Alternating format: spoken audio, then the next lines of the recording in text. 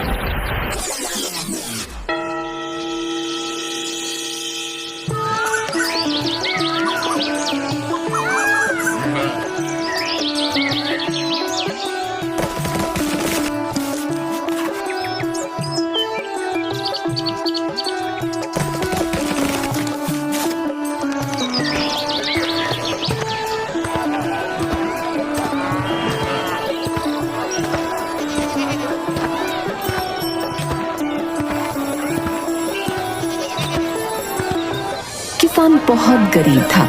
सब्जियां बेचना ही उसका एकमात्र आय का साधन था और वो इतना ही कर पाता कि बस अपने परिवार को खिला सके।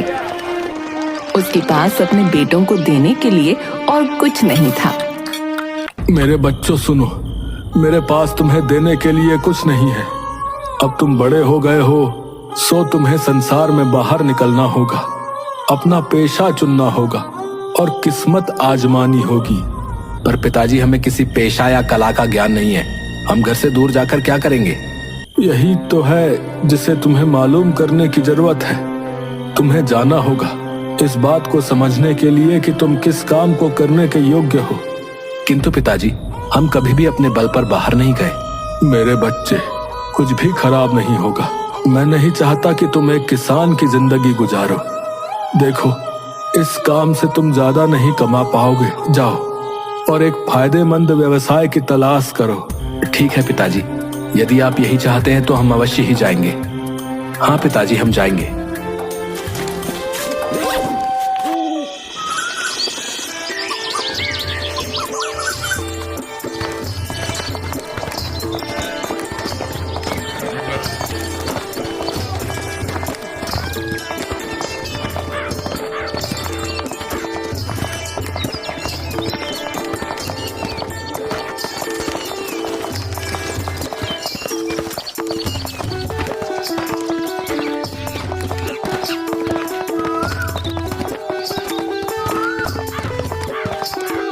कुछ दूर जाने के बाद उन्हें 4 रास्ते दिखाई दिए।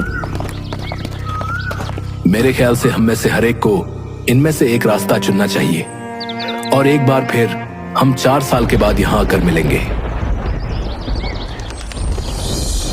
चारों भाई 4 अलग-अलग रास्तों पर निकल पड़े।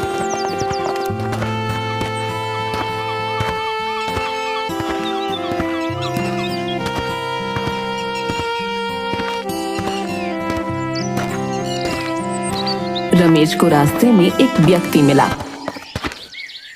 मेरे भाई, ये तो अंधी गली है। तुम कहाँ जा रहे हो? मैं कोई व्यवसाय सीखना चाहता हूँ, किसी भी तरह का व्यवसाय जो मुझे जीविका कमाने के काबिल बना सके। तो मेरे साथ आओ, मैं तुम्हें संसार का सबसे शातिर चोर बना दूंगा। नहीं नहीं, मैं नेकी से कमाना चाहता हूँ, चोरी चकारी से नहीं। मैं कोई भी ऐसा काम नहीं करना चाहता जिसके लिए मुझे जेल जाना पड़े। देखो भाई, तुमसे जेल जाने को कौन कह रहा है? बस चोरी की कला सीखो और फिर उसे भलाई के कामों में इस्तेमाल करो। वो सोचता है कि किसी भी पेशे को सीखने में कोई बुराई नहीं है। रमेश उसकी बात मान गया तो वो उस आदमी के साथ चला गया। वो उसे चोरी की कला में इतना निपुण बना देता है।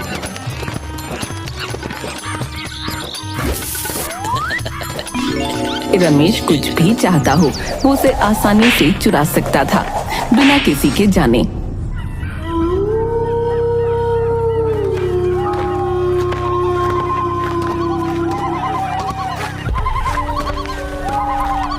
चलते चलते कालू एक ऐसी जगह पहुंचा जहां एक नदी बह रही थी और मीलों तक आसपास कुछ नहीं था। वो नदी के किनारे एक आदमी को खड़ा देखता है। वो एक शीशे से बनी हुई मशीन थामे हुए था। कालू ये समझ न सका कि ये क्या है। वो उसके पास गया।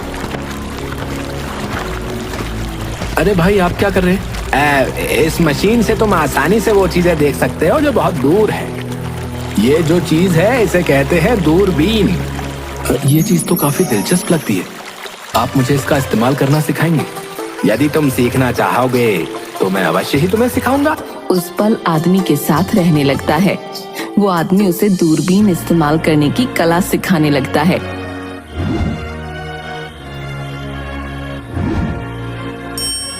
कुछ महीनों में कालू इसमें माहिर हो जाता है। तुमने बहुत अच्छे से सीखा है, इसीलिए यदि तुम जाना चाहते हो तो जाने के लिए आजाद हो। हाँ, एक पूरा साल गुजर चुका है, अब मुझे जाना चाहिए। ठीक है, ये दूरबीन अपने साथ ले जाओ और इसके साथ तुम कोई भी चीज देख सकते हो, वो चाहे धरती पर हो या आकाश में।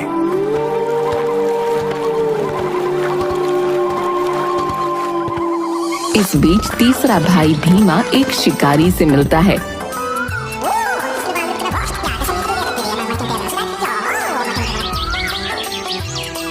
उस शिकारी के साथ उसके घर में रहता है और उससे शिकार का हुनर सीखता है।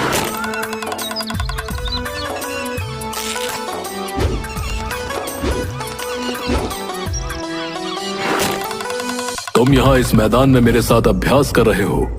आज हमें जंगल में अभ्यास करना चाहिए। चलो देखते हैं कि तुम चलते हुए लक्ष्य पर निशाना लगा सकते हो या नहीं। ठीक है।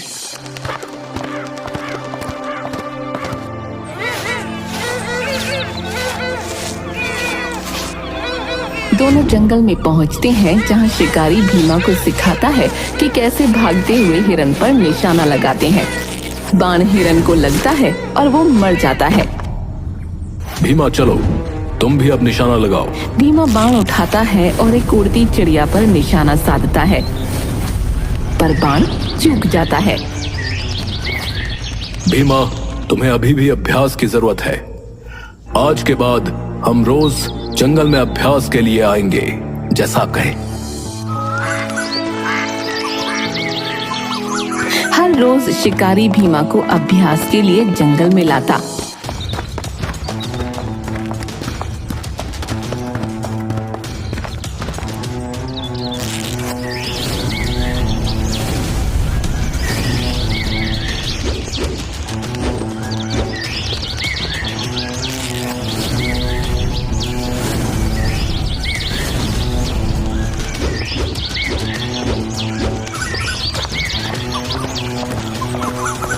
अंत में भीमा अपने आप निशाना लगा सकता था और उसका निशाना चूकता नहीं था। वो शिकार करने की कला में अब माहिर हो चुका था। शाबाश भीमा, अब तुम्हारा निशाना पक्का हो गया है और तुमने इस कला का हर पहलू सीख लिया है। धन्यवाद भाई, आपने मेरी इतनी मदद की है। केवल आप ही के कारण मैं इसे सीखने में कामयाब हो सका। अब मैं घर जाना चाहता हूँ ताकि वहां जाकर मैं अपने पिता की मदद कर सकूं। यकीनन तुम जा सकते हो और अपने साथ ये धनुष और बाण ले जाओ, ये काम आएंगे।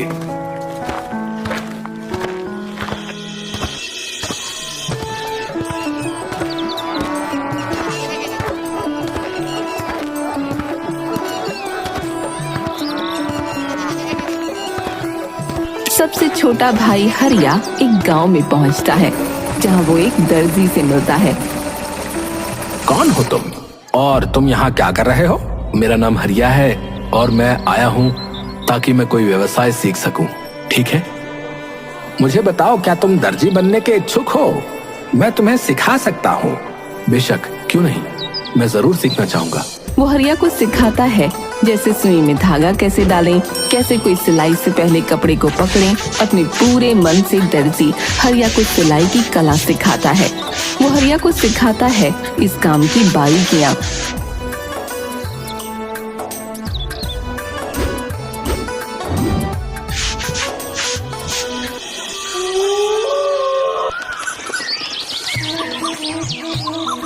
जैसे जैसे समय गुजरता गया, हरिया दर्जी का काम बखूबी सीखता गया। दर्जी हरिया की मेहनत और वफादारी से बहुत खुश था। जब हरिया जाने लगा तो दर्जी ने उसे सुई और धागा दिया। मैं तुम्हारे काम से बहुत खुश हूँ। ने उसे सुई और धागा दिया। मैं तुम्हारे काम से बहुत खुश हूँ। ये लो सुई और धागा, तुम इसे ऊन की तरह नरम रखो और लोहे की तरह मजबूत, फिर तुम कुछ भी कर सकते हो। और जब तुम कपड़ा सियोगे तो उसमें लगे जोड़ को कोई भी नहीं देख सकेगा।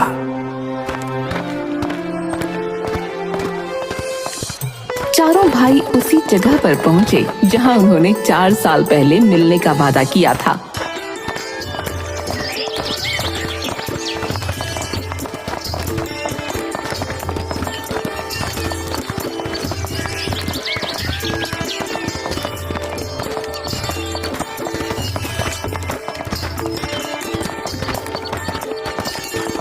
वहां से वो मिलकर वापस घर गए।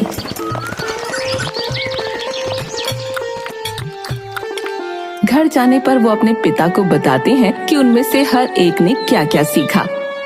एक दिन वो अपने घर के सामने एक वृक्ष के नीचे अपने पिता के साथ बैठे थे जब उनके पिता ने कहा, आज मैं देखना चाहता हूँ कि तुम अपनी कला में कितने निपुण हो। जो तुमने सीखी है, वृक्ष के ऊपर एक घोंसला है, मुझे बताओ उसमें कितने अंडे हैं? 5, ठीक है। रमेश, अब तुम मेरे लिए वो अंडे उस पक्षी के नीचे से निकाल कर लाओ जो उनके ऊपर सेने के लिए बैठी है, पर पक्षी को इसका पता नहीं चलना चाहिए। रमेश वृक्ष पर चढ़ा और पक्षी की नजरों से बचाकर वो अंडे चुरा लाया। वाह, शाबाश। किसान ने मेज के चारों कोनों पर वो अंडे रखे और अपने बेटे भीमा से कहा, चारों अंडों को एक साथ एक ही तीर से 2 भागों में काटो, पर अंडों के अंदर बैठे चूजे को आंच नहीं आनी चाहिए। भीमा ने अपना तीर निकाला और एक ही तीर में उसने अंडों को 2 भागों में बांट दिया। ये देखकर किसान बहुत खुश हुआ और फिर उसने अपने बेटे हरिया से कहा, अब इन अंडों को वापस सिल दो और मुझे दिखाओ वो पक्षी इन अंडों में से अपने चूजे उत्पन्न कर सकती है। हरिया ने अपनी सुई निकाली और हर एक अंडे को सी दिया और फिर रमेश ने अंडों को वापस घोंसले में रख दिया। पक्षी को पता भी नहीं चला। बहुत खूब बच्चों, तुम सबने पूरी निष्ठा से 4 सालों में ये काम सीखे हैं। मेरे पास तुम्हें देने के लिए कोई उपहार नहीं है, पर मुझे यकीन है कि जीवन तुम्हें तुम्हारी मेहनत के लिए अच्छा फल देगा। कुछ दिनों के बाद ये खबर पूरे राज्य में फैल गई कि एक अग्नि राक्षस ने राजकुमारी का अपहरण कर लिया है। राजा ने ये घोषणा की, जो कोई भी राजकुमारी को ढूंढेगा उसके साथ उसका विवाह किया जाएगा। मेरे बेटों, तुम्हें अपना हुनर दिखाने का मौका मिला है। जाओ और राजकुमारी को अग्नि राक्षस से बचा कर लाओ। सभी चारों भाइयों ने अपनी तैयारियां की और राजकुमारी को बचाने के लिए निकल पड़े।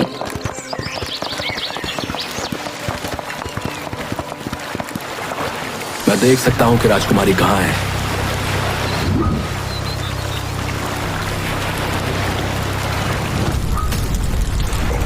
अग्नि राक्षस ने उसे एक द्वीप पर समुद्र के बीचों बीच छिपाया है और वो बैठा है इसका पहरा देते हुए। फिर वो राजा के पास गए और उनसे एक नाव की मांग की ताकि वे उस द्वीप पर पहुंच सकें। राजा ने एक जहाज दिया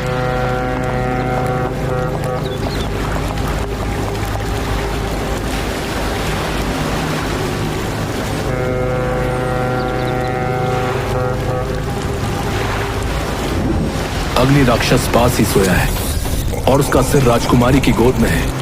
अगर ऐसा है तो मैं निशाना नहीं लगा सकता। कहीं अगर तीर राजकुमारी को लग जाए तो। रुको, मैं राजकुमारी को चुरा लूंगा और उसे यहां ले आऊंगा। तुम नाव तैयार रखना। और वे चारों द्वीप पर पहुंचे। रमेश ने राजकुमारी को अग्नि राक्षस से चुरा लिया, पर जब वे सागर की तरफ लौट रहे थे, अग्नि राक्षस जाग गया।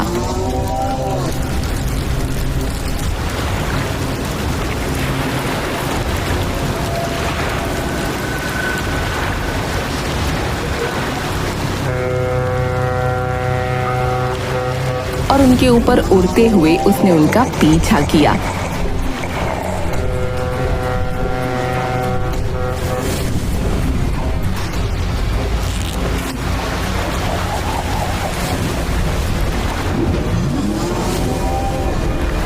कि भीमा ने अपने तीर से उसे मार डाला, पर जब अग्नि राक्षस पानी में गिरा तो उसके गिरने से जोर से पानी की वजह से नाव फट गया।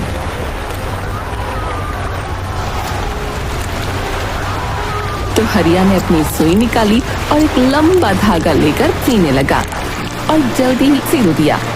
वे सब उसमें बैठ सके और इसी तरह वो राजकुमारी के घर सुरक्षित पहुंच गए। जब वे राजा के पास पहुंचे, इसके बाद चारों भाई राजकुमारी को लेकर घर लौट आते हैं। तुम चारों आपस में फैसला करो कि राजकुमारी के साथ कौन शादी करेगा। महाराज, इसमें भला क्या संकोच? हमारे सबसे बड़े भाई रमेश ही राजकुमारी के राजकुमार बनेंगे। क्या इसमें तुम्हारे भाइयों को कोई आपत्ति नहीं है? नहीं नहीं महाराज, हमें भला क्या आपत्ति होगी। अभी तो ये तो हम सबके लिए सौभाग्य की बात है कि आपकी बेटी हमारे पिता समान भाई की पत्नी बनेगी। आज सच में पिताजी को हम भाइयों पर गर्व महसूस होगा। अद्भुत प्यार है तुम सब भाइयों में। अगर इसे बरकरार रखोगे तो तुमसे सर्वशक्तिमान और कोई नहीं। मैं अपनी पुत्री का हाथ रमेश के हाथ में सौंपता हूं और साथ में अपना आधा राज्य भी।